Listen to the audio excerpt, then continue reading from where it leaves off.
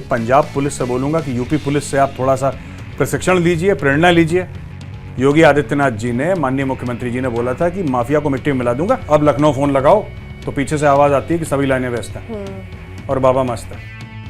मैं तो खालिस्तानी को यही बोलूंगा कि देखो बेटा, अमृतपाल तो गया तुम्हारा, आज नहीं तो कल नहीं तो परसों अमृतपाल गया। कोई फर्क नहीं पड़ता तुम्हारा नाम अतीक हो या विकास हो। तुम अतीक हो, तुम विकास हो, तुम हिंदू मुसलमान हो, अगर तुम गलत काम करोगे तो बाबा की बूटी घर पे पहुंच जाएगी तुम्हारी। नमस्कार, अंदर की बात के इस एपिसोड में स्वागत है आपका। आपके साथ मैं हूं श्वेता त्रिपाठी और मेरे साथ है major Gaurav Arya. Sir, welcome to our show. Thank you very much Shweta, thank you. तो आज हम बात करेंगे डरपोक खालिस्तानियों की, जिनके पास अब कुछ नहीं बचा तो भारत के खिलाफ अब इन्होंने सोशल मीडिया पे एजेंडा शुरू कर दिया है। ट्विटर पर आकर के ये लोगों को भड़का रहे हैं कि देखो इंडिया में क्या हो रहा है, बहुत टॉर्चर हो रहा है, ये वो ड्रामबाजी हो रही है। वॉशिंगटन पोस्ट में इसके लिए पूरा एक उन्होंने इसको लेकर खुलासा किया है। इस पर बात करेंगे मेजर साहब, लेकिन आज की बड़ी खबर आपने देखी, अतीक अहमद जो यूपी का डॉन था, माफिया था, उसको लगता था मुझे तो कोई टच नहीं कर सकता, उसके बेटों को एनकाउंटर में ढेर कर दिया। हाँ, मैंने सुना। और देखिए ना, बात ये होती है बुरे का अंत बुरा होता है। एक किस्म का माफिया जो ये सोचता है कि मेरा कुछ नहीं हो सकता, मैं खुदा बन गया। तो ठीक है, बाबा का यूपी है और उसको बाबा की बूटी मिल गई। और अब तो मैं सिर्फ यही कहूँगा श्वेता कि पंजाब पुलिस से बोलूँगा कि यूपी पुलिस से आप थोड़ा सा प्रशिक्षण लीजिए, प्रेरणा लीजिए। और अमृतपाल जो घूम रहा है, ठीक है, अमृतपाल का करिए कुछ, हमें भी खबर सुनाइए कोई अच्छी अच्छी खबरें। अब अमृतपाल का भी जाने का वक्त आ गया है। उसने बहुत गंद मचाया है पंजाब में और बहुत लोगों की ज़िंदगी ख़राब करी है। और सबसे बड़ी बात, अमृतपाल ने जो खालिस्तानियों के साथ मिलके सिख धर्म का नाम खराब करने की कोशिश करी है, वो नहीं खराब कर पाएगा, वो अलग बात है, लेकिन जो उसने एक नाकाम कोशिश करी है, इसकी भी इसको सज़ा मिलनी चाहिए। देखिए, अगर आप उसको पकड़ के जेल में डालेंगे ना, तो tomorrow he will become a magnet for all these crazy Khalistani, जितने भी पागल घूम रहे हैं ना, ये उनको लगेगा फिर क्या होगा। आपको याद है वो हाईजैकिंग ऑफ IC 814, याद है आपको? बहुत पहले हुआ था। आपने मसूद अजहर को जेल में डाला, IC 814 हाईजैक हुआ, वो कंधार गया, वो कंधार जाके गया। तो ये जो है, इसको छुड़ाने के लिए फिर कुछ करेंगे। तो पंजाब पुलिस से मैं सिर्फ ये अनुरोध करूंगा कि यूपी पुलिस ने जो काम करा है, STF ने, और गाड़ी पलटाई है, नहीं गाड़ी तो नहीं थी, गाड़ी तो नहीं पलटी है, गाड़ी नहीं पलटी थी, उसके बेटे को पलटा दिया। तो आप ये बताइए कि आप अमृतपाल को कब पलटा रहे हैं? कहानी खत्म। मतलब आप कह रहे हैं कि यूपी आकर के बाबा से थोड़ा सा समझ ले, सीख ले, बाबा कैसे बुलडोजर चलता है, कैसे एक्शन होता है, कैसे एनकाउंटर हो जाता है। देखिए, बात जेल में डालो ही मत, एनकाउंटर कर दो। कायदे की बात तो एनकाउंटर होना ही नहीं चाहिए किसी भी समाज में। बट अगर आपके लॉज ऐसे हैं, आपका कानून ऐसा है कि उसमें लूप होल्स का फायदा क्रिमिनल उठा रहा है, ठीक है, फिर सरकार क्या करे? ठीक है, खासतौर से वो सरकार जो इनको पालती पोसती नहीं है, वो सरकार क्या करे? पास्ट में यूपी में ऐसी सरकारें रही हैं जिन्होंने माफियाज को पाला पोसा है, उनको टिकट दिया है, उनको जिताया है, वो मेंबर ऑफ पार्लियामेंट बने हैं, MLAs बने हैं, MLCs बने हैं, वो बड़े बड़े कॉरपोरेशंस के हेड बने हैं, विधायक बने हैं। तो ये होता आया है उत्तर प्रदेश में, और भारत के कई राज्यों में होता है, सिर्फ उत्तर प्रदेश में नहीं। पर यूपी क्योंकि सबसे बड़ा राज्य है जनसंख्या के हिसाब से, तो यूपी में बहुत हुआ है ये। लेकिन ये बहुत ज़रूरी है कि बाबा की जो बूटी है ना, यही एंड में रामबाण बाबा की बूटी है। बाबा ने अपनी बूटी दे दी, बस कहानी खत्म। And he made this comment also ना कि माफिया को मैं क्या बोला था, मिट्टी में मिला दूंगा। उन्होंने बोला था, खुल के बोला था, योगी आदित्यनाथ जी ने, माननीय मुख्यमंत्री जी ने बोला था कि माफिया को मिट्टी में मिला दूंगा, कर दिया। और अतीक ने कल ये कहा भी कि मैं तो मिट्टी में मिल चुका हूँ, मेरे पास तो कुछ बचा ही नहीं। मतलब मुझे तो याद नहीं है कि मैंने किसी भी माफिया को इस तरह का स्टेटमेंट देते हुए सुना, वो भी इतना बड़ा ये माफिया। मतलब ऐसा इंसान था ये कि ये समझिए आप मेजर साहब कि लोगों को जैसे गाजर मूली की तरह उड़ा देता था। कोई सुनता नहीं, सीधे फायरिंग कर दो। 100 केसेस हैं इसके ऊपर और एक केस में भी इसका कन्विक्शन नहीं हुआ। नहीं, अभी इसका जब देखिए ना, बात ये होती है कि आदमी का मन कब टूटता है श्वेता, आदमी का मन तब टूटता है जब 100 केसेस हैं और एक में भी कन्विक्शन नहीं हुआ। अब कन्विक्शन की जरूरत भी नहीं है, क्योंकि इसके बेटे के ऊपर भी 100 केस होते और 100 में एक में भी कन्विक्शन नहीं होता। पिछले हफ्ते एक केस में हुआ था जिसमें इसको लाइफ इम्प्रिजनमेंट मिला। हाँ, लेकिन आप एक बात सोचिए ना कि गवाह नहीं आते सामने। आपको गवाह चाहिए, गवाह नहीं आते डर के मारे। कोई पैसे से बिक जाता है, कोई जान के डर से, कोई परिवार के डर से। ये गवाह नहीं आते सामने, प्रूफ नहीं मिलता। सिस्टम में कभी कभी कई बार ऐसा हो चुका है पास्ट में, और अभी भी होता है कि सिस्टम के कुछ लोग मिले होते हैं इनके साथ, यू नो। अब तो पंजाब में भी आपको ऐसा लगता है सिस्टम के लोग मिले इसलिए अमृतपाल भाग रहा है? और कोई कारण ही नहीं है। Punjab police is a highly professional force. Punjab police जब चाहे तो नॉर्मल पुलिस हो जाती है, जब चाहे वो चूड़ियां कस के, अरे पंजाब पुलिस ने, आर्मी भी थी उसमें इन्वॉल्व, सीआरपीएफ, बीएसएफ भी थे, सब इन्वॉल्व थे। जब मैं 80s की बात कर रहा हूँ, अर्ली 90s की बात कर रहा हूँ, जब पंजाब में प्रॉब्लम थी, लेकिन the tip of the spear was Punjab police under mister KPS Gill. उन्होंने तो खालिस्तानियों को साफ करा था, पंजाब पुलिस ने साफ करा था खालिस्तानियों को। तो फिर ये पंजाब पुलिस चाहे तो पंजाब पुलिस कर देगी, लेकिन पंजाब पुलिस किसी ना किसी को तो रिपोर्ट करती है ना श्वेता। पंजाब पुलिस खुद निर्णय नहीं ले सकती, सही बात है। वो तो मुख्यमंत्री निर्णय लेंगे, मुख्यमंत्री बताएंगे कि तुम ये करो। एक बड़ा, मैं पता नहीं मैंने पहले मेंशन नहीं करा, एक फिल्म है खाकी, अमिताभ बच्चन की, उसमें बहुत अच्छा डायलॉग है फिल्म में, और डायलॉग ये है कि वो कहता है पुलिस के बारे में, ये जाहिर सी बात है फिल्म का नाम खाकी है, और खाकी फिल्म में अमिताभ बच्चन कहता है कि अगर पुलिस चाहे ना तो मंदिर के आगे से कोई चप्पल चोरी नहीं कर सकता। अगर पुलिस चाहे इस तरह का तो, लॉ एंड ऑर्डर हो कि जाए। मंदिर के आगे से कोई चप्पल चोरी नहीं कर सकता। लेकिन बात यह है कि पुलिस का हाथ बांध दिया जाता है। यूपी पुलिस कल भी बहुत अच्छी थी, यूपी पुलिस आज भी बहुत अच्छी है, ठीक फ्री है। हैंड मिल गया आज। बाबा ने सिर्फ बोला कि तुम जाके करो यार, तुम्हें जो करना है, मुझे यहाँ पे शांति चाहिए उत्तर प्रदेश में, दैट्स इट, कहानी खत्म। और आप हो गई देखिए, आप शांति। भी नोएडा में इतने सालों से रह रहे हैं, मैं भी नोएडा में रह रही हूँ, यही नोएडा, इसमें रात में निकलने में, आप ग्रेटर नोएडा देख लीजिए, कितना डर लगता था कि रात में हम अगर 1-2 बजे निकलेंगे तो क्या हो जाएगा, लेकिन आज देखिए सब आराम से निकलते हैं। श्वेता, ये जो सेक्टर 62 वाली सड़क है, यहाँ पे रात को सीआर बोलते थे, यहाँ पे गैंग्स घूमते थे खुले, ठीक है, एंड पॉलिटिकल प्रोटेक्शन के साथ गैंग्स घूमते थे, पॉलिटिकल प्रोटेक्शन के साथ। मजाल है पुलिस किसी को पकड़ ले, 2 मिनट में फोन लखनऊ लगता था। अब लखनऊ फोन लगाओ तो पीछे से आवाज आती है कि सभी लाइनें व्यस्त हैं और बाबा मस्त है। बाबा ने फिट कर दिया, हम तो बहुत बड़े फैन हैं इस मामले में। अच्छा मुझे बताइए, ऐसी चीजें देखकर आपको लगता है कि अमृतपाल थोड़ा डरता होगा कि कहीं अगर योगी का हंटर वहां चल गया, वहां की जो गवर्नमेंट है उसने समझ लिया कि योगी ने क्या किया है, तो मेरा क्या होगा? देखिए, मुझे वो तो विल पावर लगती है होगी। देखिए, बात यह है कि ये जो पूरा जो खालिस्तान का जो सो कॉल्ड कॉन्सेप्ट है ना, कई गवर्नमेंट्स ने ये सोचा कि हम इसका पॉलिटिकल फायदा कैसे उठा सकते हैं। जो मेंबर ऑफ पार्लियामेंट है सिमरनजीत सिंह मान जी, उनका तो वीडियो पे है कि किस तरीके से वो खुद मानते हैं, उसका वीडियो है। अब इसमें कोई हम कंट्रोवर्शियल बात नहीं कह रहे। मान साहब खुद कहते हैं कि मैंने 35-35 हजार रुपए लेके, जिसको कनाडा या बाहर यूके जाना था, यूएस जाना था, ऑस्ट्रेलिया जाना था, न्यूजीलैंड जाना था, मैंने उसको सर्टिफिकेट दिए हैं हजारों की तादाद में। मैंने सर्टिफिकेट साइन करे हैं कि ये जो आदमी है जिसको मैं सर्टिफिकेट दे रहा हूं, इस आदमी का भारत में शोषण हो रहा है, ये एक राजनीतिक कार्यकर्ता है जिसको भारत की सरकार दबा रही है, कुचल रही है, इसका शोषण कर रही है, लिहाजा आप इसको पॉलिटिकल असाइलम दीजिए। तो आप देखिए ना, पैसा लेके देश का नाम खराब, और जबकि उससे पूछ लो बेटा पॉलिटिकल असाइलम की स्पेलिंग क्या होती है, उस खालिस्तानी को नहीं पता होगा कि पॉलिटिकल असाइलम की स्पेलिंग क्या होती है। गवर्नमेंट ऑफ इंडिया ने यही तो अभी यूके में जो मीटिंग हुई है अभी रिसेंटली, कल परसों, उसमें गवर्नमेंट ऑफ इंडिया ने केस टेकअप करा यूके के साथ कि जो लोग हैं, जो यूके के हमारे जो हाई कमीशन के सामने जिन लोगों ने डैमेज करने की कोशिश करी, हमारा तिरंगा निकाला, उन सब की फोटोग्राफ्स हैं, और वो कह रहे हैं कि इनमें से देखिए कौन कौन लोग हैं जिन्होंने पॉलिटिकल असाइलम लिया। ये जो मैं बात कर रहा था, और ये बात मैं 2 महीने से कर रहा हूँ, वही भारत सरकार ने अब करी है। बोला है कि पता लगाओ यार किस किसने करा, जरा इनको फिट करो जरा। वो चीज़ हो रही है वहाँ पे बुलडोजर पहुंच जाना चाहिए, सब जगह पहुंचना चाहिए बुलडोजर। ये अति कर दी इन लोगों ने। देखिए, आपका हक है आवाज उठाने का, आपका हक है सरकार को अपोज करने का, और ये होना चाहिए डेमोक्रेसी में, ठीक है, पर आप किसी भी चीज की अति ठीक नहीं। There is a red line यार, this Khalistanis have cross the red line. जो लक्ष्मण रेखा है श्वेता, इन्होंने लक्ष्मण रेखा पार कर दी है, और उसके नतीजे होंगे। फिर ये विक्टिम कार्ड प्ले करेंगे कि हमें ये कर दिया, हमें वो कर दिया, लेकिन अब होगा नहीं तो विक्टिम कार्ड वो प्ले कर रहे हैं ना, सोशल मीडिया पे प्ले कर ही रहे हैं।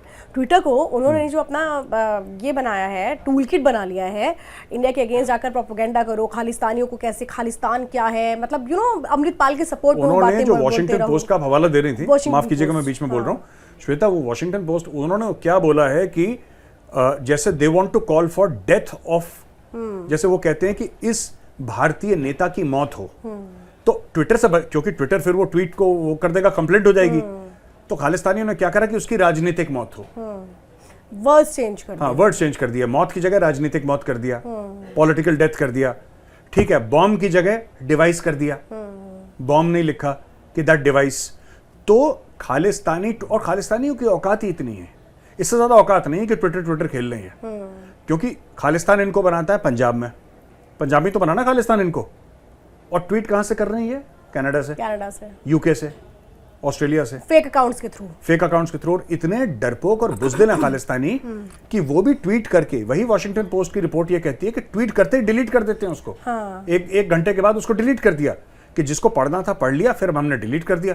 तो डिलीट करने से फिर ये हो जाएगा कि साहब then you will come to know that कि आपने इसको डिलीट कर दिया तो यू आर नॉट कल्पेबल। तो हमारा जो हैंडल है वो उसके ऊपर कोई एक्शन नहीं होगा। इनका ट्विटर का हैंडल ब्लॉक हो जाए, यही इनके लिए बहुत खतरा है खालिस्तानियों का। तो आपको क्या लगता है ये लोग आएंगे भारत में, इतना जोखिम लेंगे कि भारत में आके खालिस्तान बनाए? भारत में आके तो देख रहे हैं ना नतीजा। हाँ, ये अमृतपाल को भेजा था, नतीजा क्या हो रहा है ये खालिस्तान बनाएंगे ट्विटर पे, क्योंकि इनकी यही औकात है, ट्विटर पे ही खालिस्तान बना सकते हैं। अच्छा बच्चे साहब, एक बात बताइए कि ये जो आपने अमृतपाल जो आप जिक्र कर रहे हैं, अमृतपाल का राइट हैंड पकड़ा गया, लेकिन मुझे अभी भी ये समझ नहीं आ रहा है अमृतपाल अभी तक पकड़ा ही नहीं गया। कह रहे किसी दिन भी, हर दिन कहते हैं आज सरेंडर करेगा, आज ये करेगा, आज वो करेगा, लेकिन कुछ नहीं हो रहा। इतना स्लो, इतना मतलब कहते हैं इस मामले में इतना स्लो एक्शन क्यों है? देखिए, स्लो एक्शन पुलिस तब लेती है जब पुलिस को कहा जाता है कि ढील दे दो, भाग जाए जिससे, ढील दे दो। जब मौका अच्छा होगा तब देखेंगे। तो अभी पंजाब में जो पॉलिटिकल पार्टीज हैं वो राजनीतिक जो तापमान है ना उसको नाप रही हैं कि अगर इसको पकड़ेंगे तो उससे कितना राजनीतिक फायदा होगा, अगर वो घूम रहा है खुला तो कितना राजनीतिक, ये सब अपने राजनीतिक फायदे देख रहे हैं। नहीं तो यही तो पंजाब में पहले भी होता रहा है। बहुत। आपको क्या लगता है खालिस्तान की हम पाकिस्तान की बात करते हैं, खालिस्तान का पूरा मामला पाकिस्तान से थोड़ा ना शुरू हुआ, वो शुरू पंजाब में हुआ। वो सेंट्रल गवर्नमेंट ने, इंडिया की सेंट्रल गवर्नमेंट ने करवाया। जो मैं अक्सर किताब का हवाला देता हूं मिस्टर जीपीएस सिद्धू का, जो कि आरएनएडब्ल्यू के स्पेशल सेक्रेटरी थे, उन्होंने किताब लिखी था खालिस्तान कॉन्स्पिरेसी। मैं नहीं कह रहा, ये रॉ के एक सीनियर अधिकारी ये कह रहे हैं कि पूरा पाकिस्तान ने क्या करा कि उसका फायदा उठा के हथियार डाले, AK-47 डाले, रॉकेट प्रोपेल ग्रेनेड डाले, RDX डाला, ग्रेनेड्स डाले, ड्रग्स डाले, वो गंद मचाया पाकिस्तान ने। लेकिन हिंदू और सिखों के बीच में जो भेदभाव हुआ, जो मतभेद पैदा हुए, जो उनके बीच में दरार डली, the right word is not मतभेद, द राइट वर्ड इज दरार। उनके बीच में जो दरार डाली गई वो तो नेताओं ने डाली है, वो तो नेताओं ने डाली है। इन्होंने क्या बोला, खालिस्तानियों को बोला, आपस में खालिस्तानियों की प्लानिंग थी कि तुम जाओ एक बस से पैसेंजरों को उतारो, जो सिख हैं उनको छोड़ दो, हिंदुओं मार दो। ये किसी सिख ने थोड़ा ना बोला, ये किसी सिख ने, कोई सरदार भाई ने थोड़ा ना बोला कि तुम हिंदुओं को मारो। वो कभी नहीं बोलेगा। वो क्यों बोलेगा? कोई भी सिख क्यों बोलेगा कि आप हिंदुओं को मार दो? कभी नहीं बोलेगा। बात यह है कि ये खालिस्तानियों ने ये बोला। क्यों? इससे क्या फिर लोग बोलेंगे अच्छा हिंदुओं को मार दिया, तो अब यही चीज आपस में लड़ाई कर लो। आप यही चीज मंदिरों के साथ कर रहे हैं कि मंदिर के ऊपर अटैक करोगे तो हिंदुओं को बुरा लगेगा, तो हो ना हो इंडिया में कोई बैकलैश हो तो हम उसका फायदा उठा लेंगे। यही चूरन बेच रहे हैं खालिस्तानी।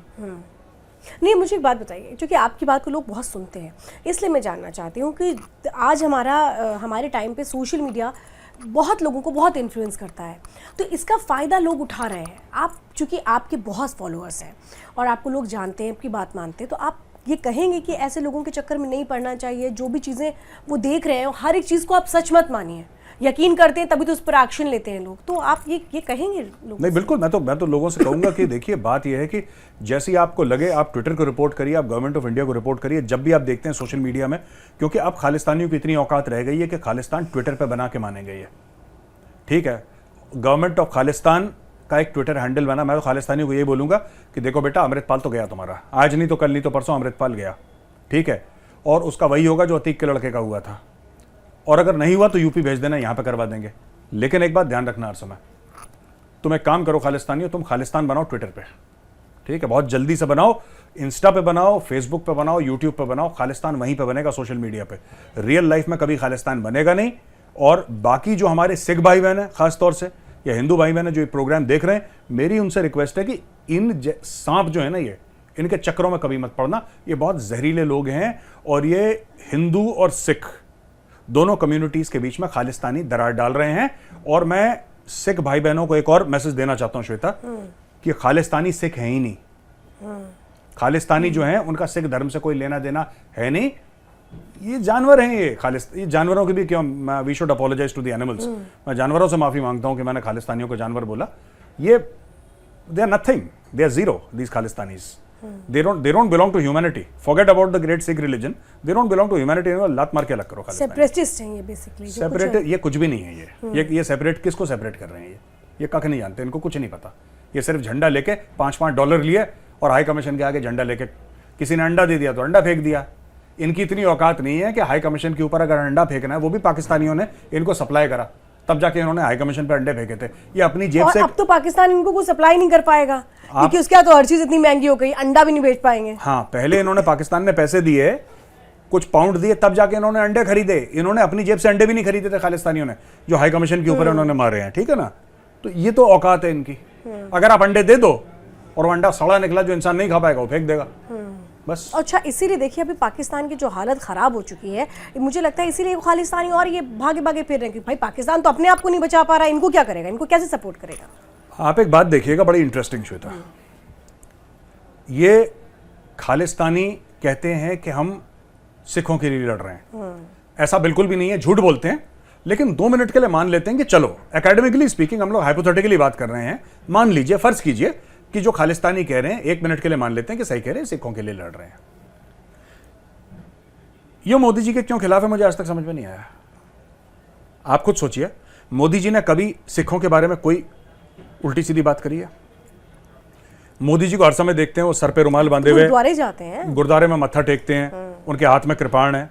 ठीक है, गुरु ग्रंथ साहब के सामने माथा टेक रहे हैं, गुरुओं के सामने माथा टेक रहे हैं। इसके अलावा मोदी जी ने एक कोई बात करी हो तो बताए कोई खालिस्तानी? दूसरी चीज, 1984 में दंगे हुए थे, जेनोसाइड हुआ था सिखों का, है ना, सिखों का जेनोसाइड हुआ था। आई एम विटनेस, दिल्ली में तो मैंने खुद देखा अपनी आंखों के सामने, मैं स्कूल में था उस वक्त। वो मोदी जी ने करवाया था। तब तो सरकार भी नहीं थी। हाँ, अरे मोदी जी का नाम कोई नहीं जानता था। We did, nobody in India knew Narendra Modi was, किसी को नहीं पता। गोल्डन टेंपल पे जो ऑपरेशन ब्लू स्टार हुआ वो मोदी जी ने करवाया। किसने करवाया? तो जिस सरकार ने करवाया उसकी सरकार इतने साल रही, खालिस्तानियों ने अपना मुंह नहीं खोला। आप कभी देखेंगे खालिस्तानियों ने अपना मुंह नहीं खोला। अब जब मोदी जी प्रधानमंत्री बने तब ये सारे मिशंस के सामने हाय हाय हो अल्लाह कर रहे हैं। क्यों? क्योंकि इनकी एक्चुअली मोदी से दुश्मनी नहीं है, मोदी से दुश्मनी पाकिस्तानियों की है। ये अपने बाप का हुक्म बजा रहे हैं। आप समझ रहे मेरी बात? मोदी से प्रॉब्लम किसको है? पाकिस्तानियों को है। खालिस्तानी तो बिकाऊ हैं, जो इनकी जेब में 2 रुपए डाल देगा उसके सामने चले जाएंगे। आप खालिस्तानियों को पैसा दीजिए, आप खालिस्तानियों को देखिए, पाकिस्तानियों को $5 दे रहे हैं, आप खालिस्तानियों को बोलिए कि ये लो $20, खालिस्तानी खुद बोलेगा खालिस्तान आया है, बोल देगा। 2-2 मिनट में बिकने वाले लोग हैं। मतलब जमीन नहीं है इनका कोई भी, इनका ईमान कुछ नहीं है, कुछ ईमान नहीं है, बिकाऊ लोग हैं बिल्कुल। अब पाकिस्तान इनको खरीद रहा है। ठीक है, अब गवर्नमेंट ऑफ इंडिया ने जो कदम लिया है, ठीक है, इंडिया के अंदर ये आ नहीं सकते जब तक इनका एक्सट्रेडिशन ना हो। और इसको मैं अपील करूंगा गवर्नमेंट ऑफ इंडिया से, इस शो के माध्यम से कोई भी अगर देख रहा हो, इनको एक एक आइडेंटिफाई करके बोलिए कि वापस देश भेजो जरा। They should stand trial in India and they should stand trial in UP. इनका यही इलाज, इनको बाबा की बूटी चाहिए खालिस्तानियों को। अच्छा, एक बात देखिए, क्योंकि आपने यहाँ पे पॉलिटिकल विल पावर की बात की, एक वक्त में उत्तर प्रदेश में भी ऐसा होता था। ये अतीक कोई ले लीजिए भाई, ऐसे थोड़े ना ये MP बन गया था, 5-5 बार MP बन गया था। तो एक वक्त में उत्तर प्रदेश में यही था कि पॉलिटिकल विल पावर नहीं थी, हमें वोट चाहिए, इसके लिए हम किसी से भी दोस्ती कर लेंगे। लेकिन अब वो सिस्टम खत्म हो चुका है यहाँ पे। ऐसा नहीं कि यार किसी के साथ कुछ भी कर लेंगे, अब ये कि भाई तुम अपराधी हो तो तुम्हारा इलाज जेल है। यही चीज़ मुझे लगता है कि पूरे देश में होनी चाहिए, इस तरह की पॉलिटिकल विल पावर होनी चाहिए पूरे देश में। श्वेता, आपको बात बताऊं, यही यूपी है कुछ साल पहले, मतलब TN सेशन साहब हुआ करते थे एक जमाने में इलेक्शन कमिश्नर, उनके पहले पूरे भारत में बूथ कैप्चरिंग, ठीक है, फिर इलेक्ट्रॉनिक वोटिंग आई तो फिर बूथ कैप्चरिंग का मतलब ही नहीं बनता था। इसी उत्तर प्रदेश में बाहुबली हुआ करते थे। इसी उत्तर प्रदेश में ऐसे ऐसे लोग होते थे कि जब वो चलते थे तो 100-100 गाड़ियों का काफिला चलता था उनके पीछे। हाँ, और हवा में फायरिंग हो रही है और खुलेआम दहशत का माहौल है इसी उत्तर प्रदेश में। अब वो बाहुबली, वो माफिया कहां गया? अब उत्तर प्रदेश ये कह रहा है कि हमें $1 ट्रिलियन इकोनॉमी का उत्तर प्रदेश बनाना है, जिसका उत्तर प्रदेश की खुद की GDP $1 ट्रिलियन की होगी कुछ सालों बाद, 10 साल के बाद, 15, whatever the, I am not aware of the target that the government of UP has taken, but Yogi ji का बयान है कि $1 ट्रिलियन की इकोनॉमी यूपी होगी।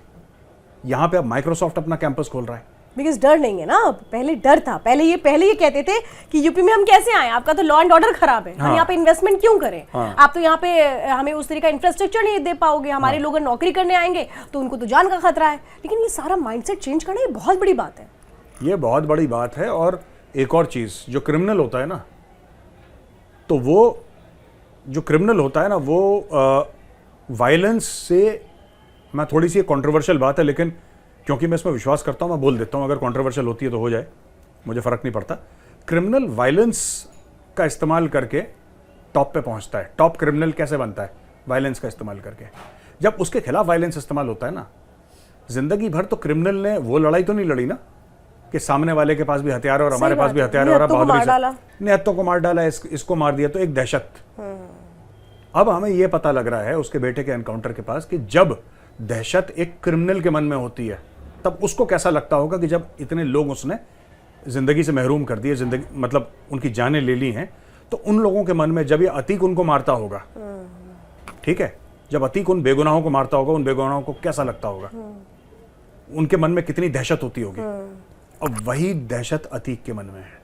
नहीं, वो आज तो कोर्ट में गिर गया, जैसे सुना असद का एनकाउंटर हो गया, उसकी पेशी हो रही थी तो कोर्ट में गिर पड़ा, जमीन पे गिर गया। हाँ, बेहोश। कितने बेटे हैं अतीक के? अतीक के 5 बेटे हैं। 5 बेटे ना, अभी 4 बार और गिरेगा ये। अभी 4 बार और गिरना बाकी है। तो ये सबसे छोटा बेटा था, इसके ऊपर पहला केस था ये उमेश पाल का। हाँ, पहले में निपटा दिया इसको। ये भी भागा भागा फिर रहा था। जो भी हो, वो याद है विकास दुबे? विकास दुबे को मारा था जब गाड़ी पलटी थी। विकास दुबे इतना बड़ा क्रिमिनल था कि बिल्कुल हाथ से निकला जा रहा था। कानून को उसने ऐसा कर दिया था कि कानून की औकात क्या है मेरे सामने। विकास दुबे, बाहुबली, पलटी गाड़ी, यूपी पुलिस ने पलटा दी गाड़ी, मिट्टी में ढेर। आज विकास दुबे का नाम कोई नहीं जानता, खत्म कर दिया, नामो निशान मिटा दिया। यही उत्तर प्रदेश है। कोई फर्क नहीं पड़ता तुम्हारा नाम अतीक हो या विकास हो। तुम अतीक हो, तुम विकास हो, तुम हिंदू हो, मुसलमान हो, अगर तुम गलत काम करोगे तो बाबा की बूटी घर पे पहुंच जाएगी तुम्हारे। तो ये बाबा की बूटी मिल गई इसको आज। नहीं, मुझे एक और बात बताइए, जैसे ये जो चल रहा है ये योगी मॉडल है, ये योगी मॉडल आप अगर पंजाब में हम पूरी तरह से योगी मॉडल लागू कर दें तो ये ड्रग्स, खालिस्तान, आपको लगता है हमेशा के लिए जड़ से खत्म हो जाएगा? काफी हद तक वायलेंस अंडर कंट्रोल आ जाएगा। और पंजाब में वैसे भी वायलेंस ज्यादा नहीं है। पंजाब में जो लड़ाई झगड़ा है ना ज्यादातर पंजाब में, ये पंजाबी गानों में है। ठीक है, कि ये फायर कर दा और वो कर दा, ये गाने नहीं आते कि जट फायर कर दा, ये पंजाबी गानों में वायलेंस है। पंजाब में वायलेंस ज़्यादा नहीं है।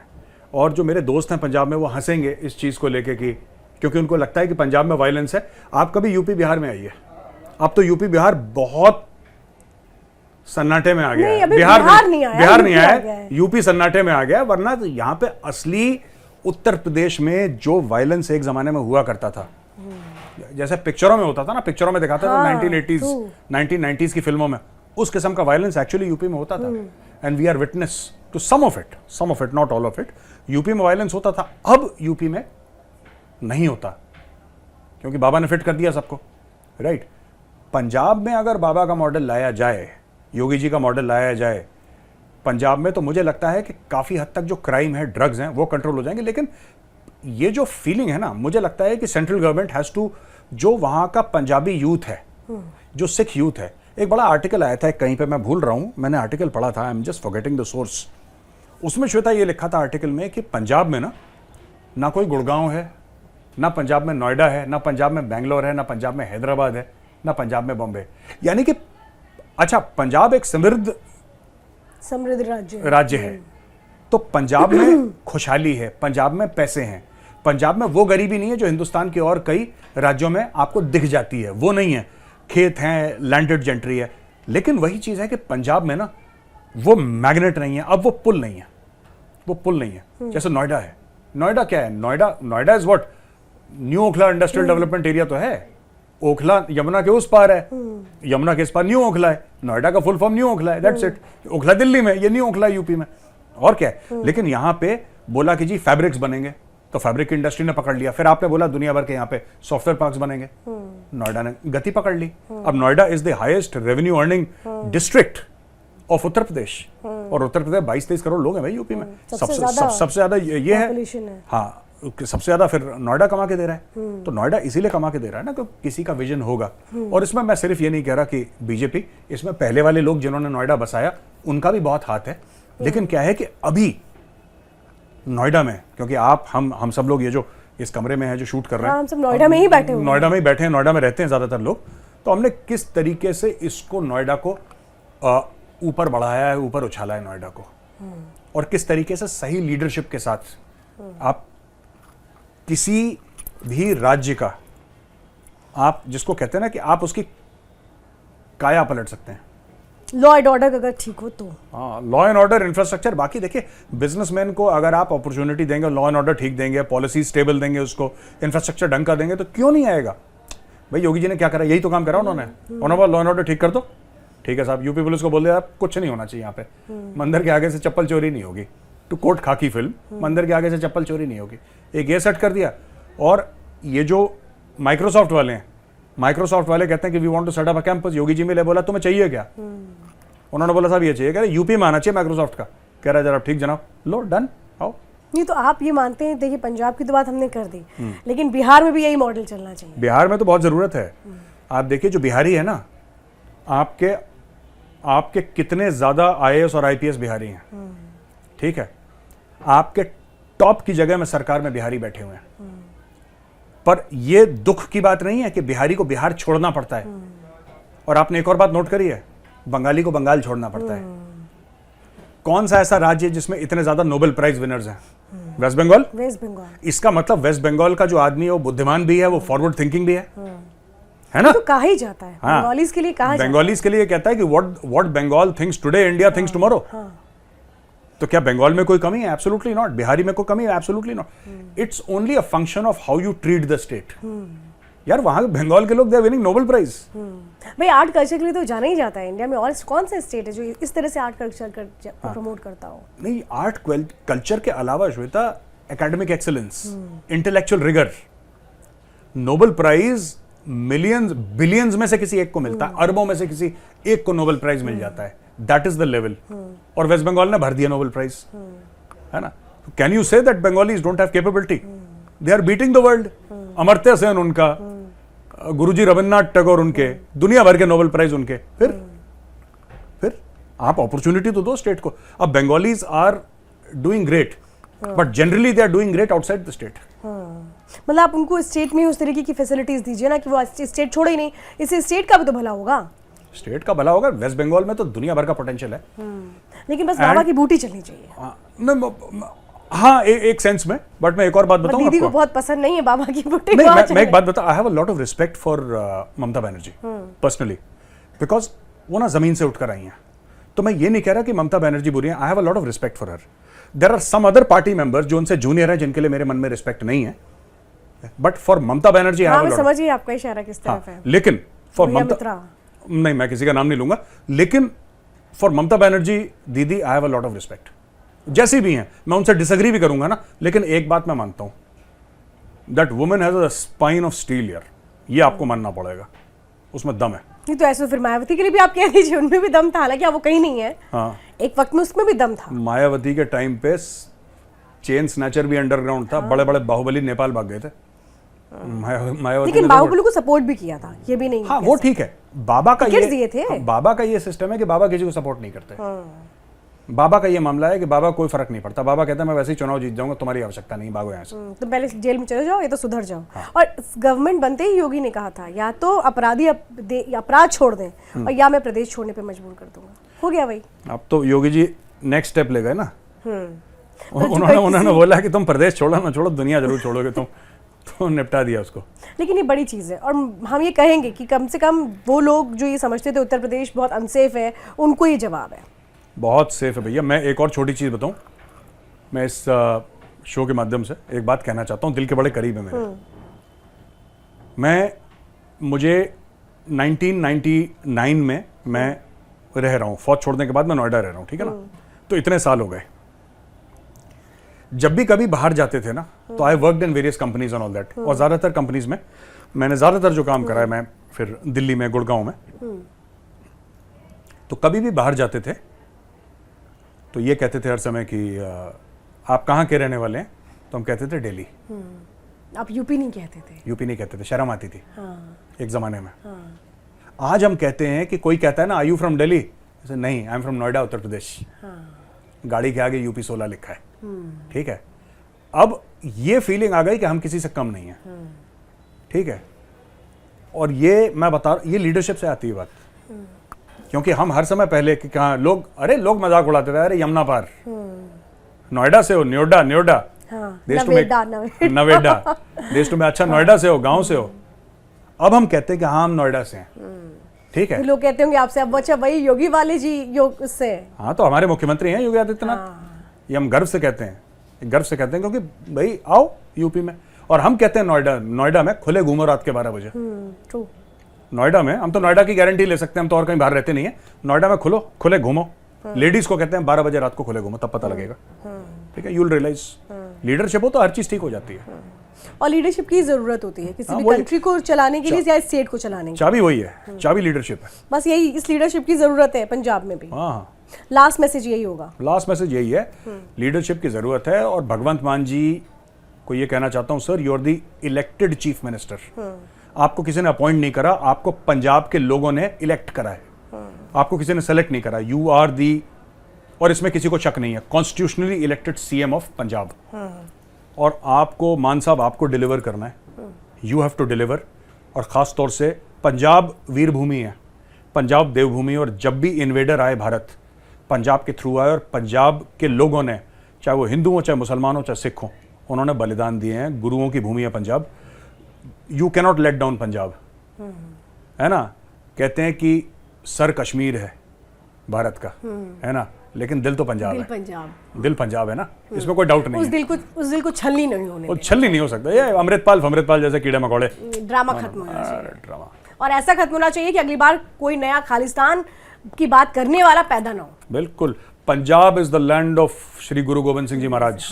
उनकी रिस्पेक्ट बरकरार, उनका जो मान है, सम्मान है, वो सिर्फ सिख नहीं सारे हिंदुस्तान में करते हैं। और मुझे ऐसा लगता है कि अमृतपाल सिंह जैसे, ये सिर्फ सिखों पे नहीं, पूरे ह्यूमैनिटी पे ये बदनुमा दाग हैं। और जितनी जल्दी भगवंत मान साहब, मैं आपसे रिक्वेस्ट करूंगा, जितनी जल्दी इसको निपटाएंगे। आप एक बार कॉल करिए, बाबा जी को कॉल करिए, लखनऊ में होंगे इस वक्त। आप कॉल करिए, आप उनसे टिप्स लीजिए। और अगर आप चाहें तो फिर पंजाब पुलिस सक्षम, पंजाब पुलिस को पता है क्या करना है, उनको सिर्फ आदेश की जरूरत है। फोन उठा के बोलिए पंजाब पुलिस को। और अभी जबरदस्त एक्शन हो रहा है, चाहे तो ट्रेनिंग के लिए भेज दें। पंजाब पुलिस को ट्रेनिंग की जरूरत नहीं है। पंजाब पुलिस खुद अपने आप में बहुत, कोई भी पुलिस, यही यूपी पुलिस है। आज से 10 साल पहले यही यूपी पुलिस थी, आज वही यूपी पुलिस है। It's a question of leadership, बस। तो अंदर की बात में आज मेजर साहब ने बहुत सारी बातें कही हैं। और सबसे बड़ी बात है, देश या प्रदेश तभी आगे बढ़ता है जब लॉ एंड ऑर्डर अच्छा होता है। और उत्तर प्रदेश की बात हम कर रहे हैं, और हम लोग उत्तर प्रदेश में रहते हैं, इसलिए हम समझ रहे हैं कि यहाँ पर चीजें कैसे हो रही हैं। और अब यहाँ पर डर नहीं लगता है, इसे मेजर साहब ने खुद कहा है। आज हमारे इस एपिसोड में आप जुड़े, इसके लिए बहुत बहुत धन्यवाद। Thank you. तो अगली बार फिर करेंगे आपसे मुलाकात, तब तक के लिए दीजिए इजाजत। नमस्कार।